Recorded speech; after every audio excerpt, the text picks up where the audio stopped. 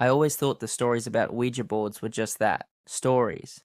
Urban legends meant to scare gullible kids and gullible adults alike.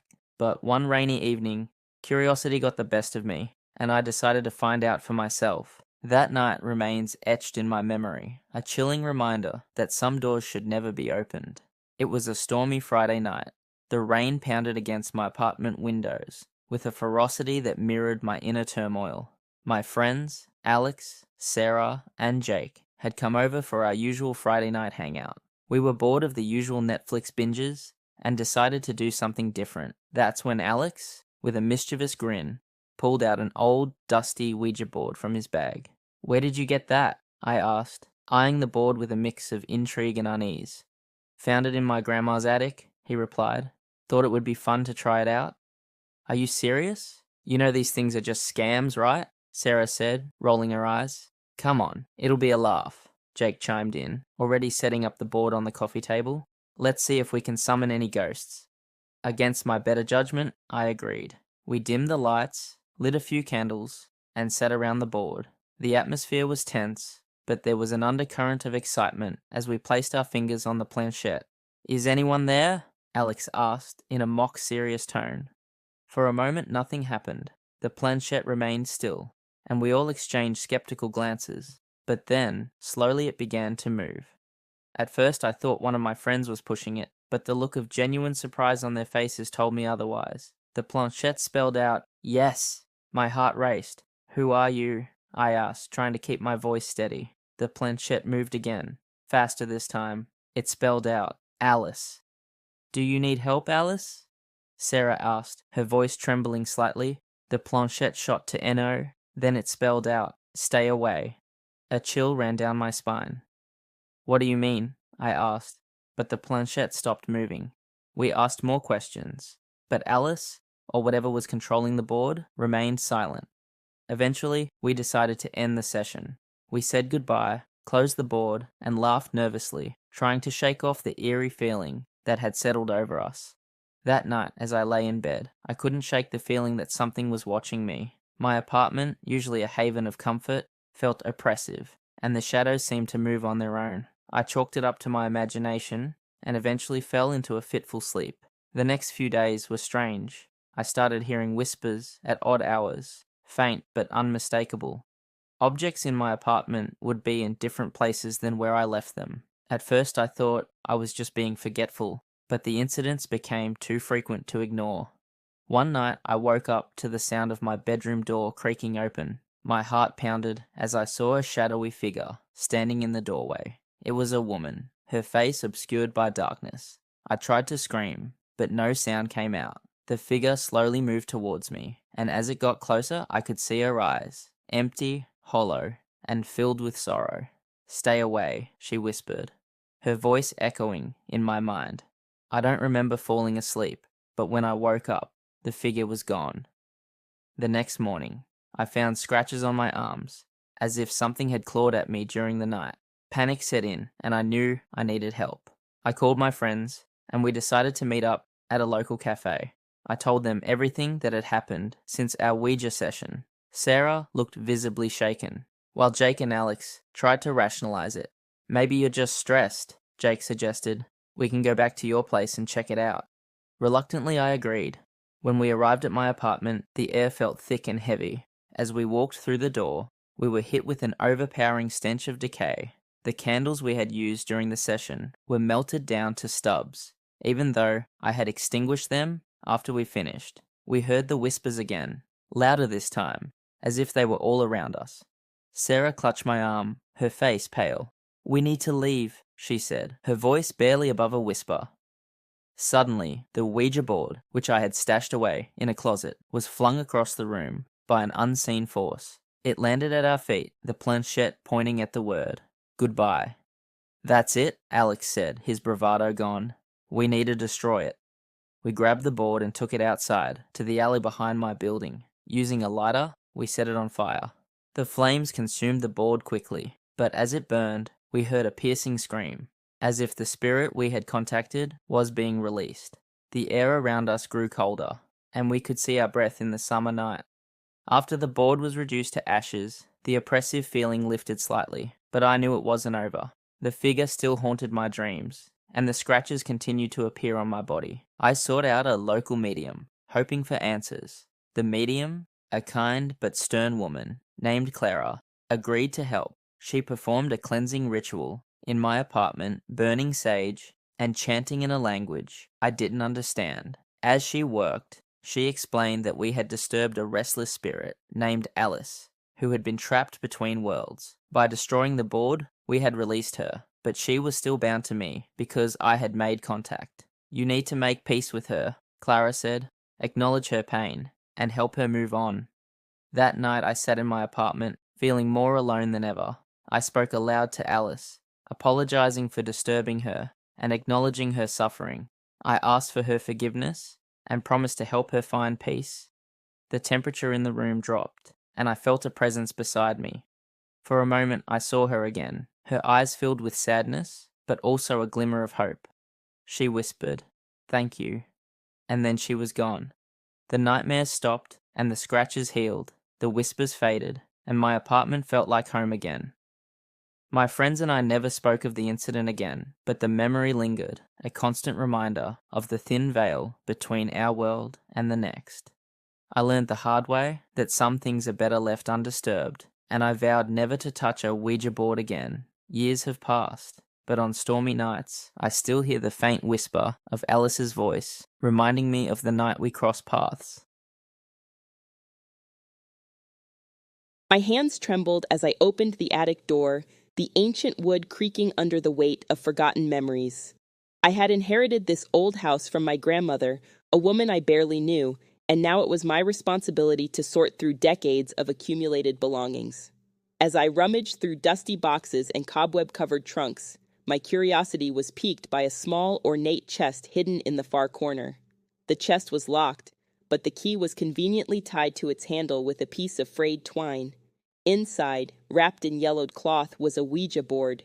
Unlike any I had seen before, it was intricately carved with symbols I didn't recognize. A shiver ran down my spine, but I dismissed it as a product of the drafty attic and my overactive imagination. Later that evening, after a couple of glasses of wine to steady my nerves, I decided to give the board a try. My friends Laura and Tom had come over to help with the sorting, and they eagerly agreed to join me in a session. We sat around the old oak table in the living room, the flickering candlelight casting eerie shadows on the walls. "Do you really think this will work?" Laura asked, her skepticism evident. "I don't know," I admitted, "but it's worth a try. Maybe we can contact my grandmother and ask her about this place."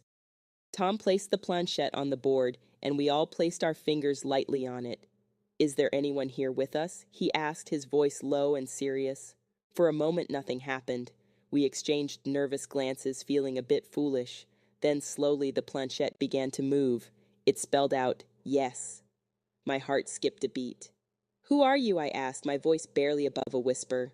The planchette moved again, faster this time. It spelled out, "Grace."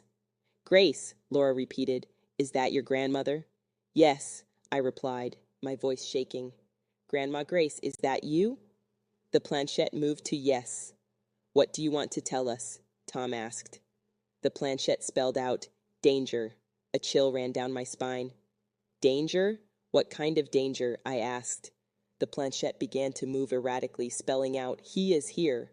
"Who is here?" Laura asked, her voice rising with fear. The planchette spelled out, "Evil." The candles flickered violently, and a cold breeze swept through the room, extinguishing them. We were plunged into darkness, and I felt a cold, malevolent presence in the room. My heart pounded in my chest as I scrambled to relight the candles. When the light returned, the planchette had moved to goodbye. "Let's stop," Laura said, her face pale. "This is too much." We agreed and put the board away, but the feeling of unease lingered. That night, as I lay in bed, I couldn't shake the feeling that someone or something was watching me. I tossed and turned, unable to find any comfort in the darkness. In the days that followed, strange things began to happen. Objects in the house would move on their own, doors would slam shut, and I would hear whispering voices when I was alone. One night I woke up to the sound of footsteps outside my bedroom door. I held my breath, straining to hear. The footsteps stopped, and the door creaked open. Standing in the doorway was a shadowy figure, tall and menacing. I tried to scream, but no sound came out. The figure moved closer, and I felt a cold, clammy hand brush against my face. "You should not have opened the door," a voice hissed in my ear. The next morning I found deep scratches on my arm, as if I had been attacked by some unseen force. Desperate for answers, I turned to my grandmother's old journals, hoping to find some clue about the entity that haunted me. The journals were filled with stories of my grandmother's encounters with the supernatural. She had been a medium, using the Ouija board to communicate with spirits. But one spirit, a malevolent entity named Xander, had become obsessed with her. She had tried to banish him, but he had attached himself to the board, waiting for someone to release him. My heart raced as I read the final entry, dated a week before her death. She had warned that the board must never be used again, for it held the power to unleash true evil. I realized too late that I had awakened Xander, and now he was coming for me. Determined to put an end to the terror, I sought out a local paranormal expert, Dr. Evelyn Harper. She agreed to come to the house and perform a cleansing ritual.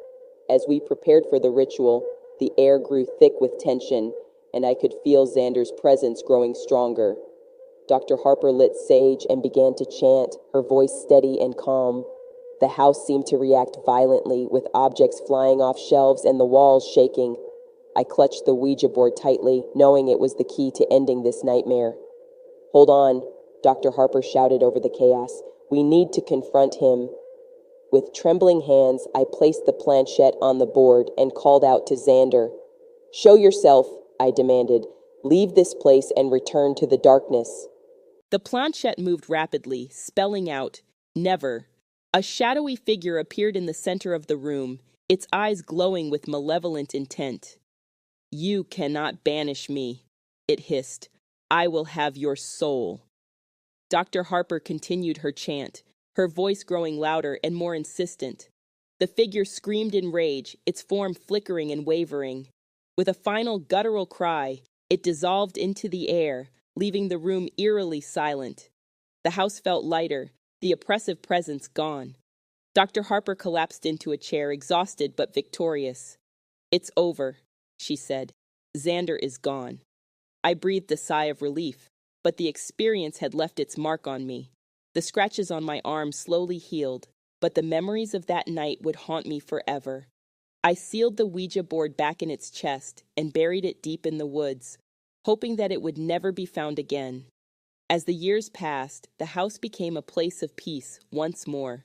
But on stormy nights when the wind howled and the shadows danced, I could still hear Xander's voice, whispering from the darkness, reminding me of the danger that lies in meddling with the unknown.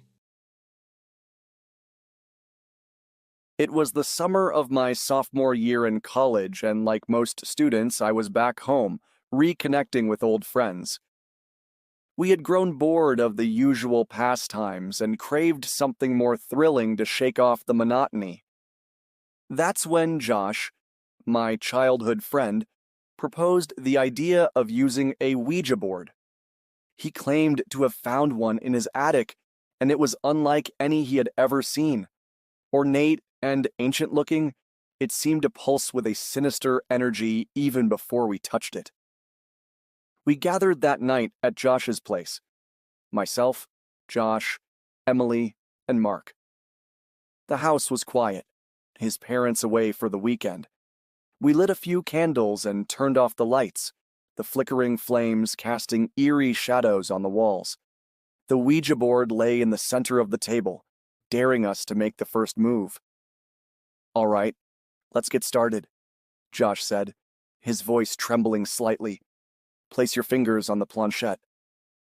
We did as he instructed, and the room fell silent. The air grew heavy, and I could feel a cold sweat forming on my brow. Josh took a deep breath and asked, "Is there anyone here with us?"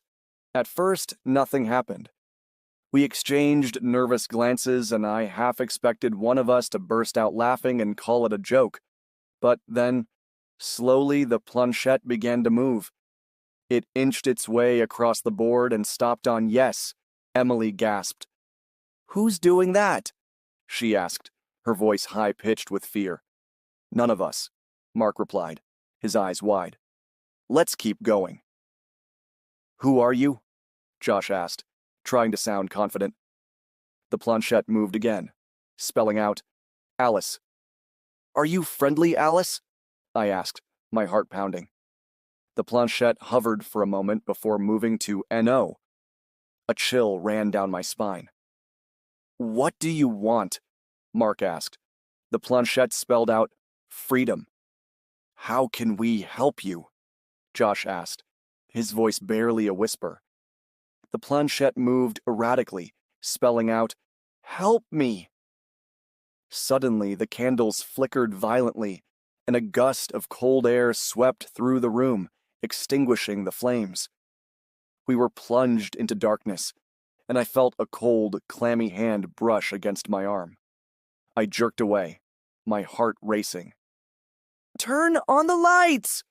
Emily screamed, fumbling for her phone. Josh managed to find a flashlight, and we quickly lit the room. The Ouija board lay untouched, but the planchette was now pointing at goodbye. We all breathed a sigh of relief and decided to call it a night, agreeing to put the board away and never speak of the incident again. That night, I couldn't sleep. My mind raced with thoughts of Alice and what she had wanted. As the hours passed, I began to hear whispers, faint but unmistakable. They seemed to come from the corners of my room, growing louder and more insistent. Help me, they said. Free me. The next morning, I found scratches on my arms and legs, as if something had clawed at me during the night. I tried to convince myself it was just a bad dream, but the marks were too real to ignore. I called Josh, and to my surprise, he had experienced the same thing. So had Emily and Mark. We met up that afternoon, determined to find answers. Josh had done some research and discovered that Alice had been a young girl who lived in his house over a century ago. She had disappeared under mysterious circumstances, and her body was never found. The locals believed she had been taken by something evil, something that still lurked in the shadows. Desperate for help, we turned to Mrs. Thompson, the town's elderly librarian and local historian. She listened to our story with a grave expression and then led us to a dusty archive room filled with old newspaper clippings and town records. This is Alice, she said, handing us a faded photograph of a young girl with hauntingly sad eyes. She vanished in 1918. They say her spirit never left this house. What can we do to help her? I asked. Mrs. Thompson sighed. You need to communicate with her. Find out what she wants. But be careful. The spirit world is not to be trifled with. That night, we gathered again at Josh's house, this time armed with more candles and a newfound determination. We lit the candles and placed the Ouija board on the table. Our fingers trembled as we touched the planchette. Are you there, Alice? Josh asked. The planchette moved quickly to yes. What do you want? I asked. The planchette spelled out justice. Justice for what? Emily asked, her voice quivering. The planchette spelled out murder.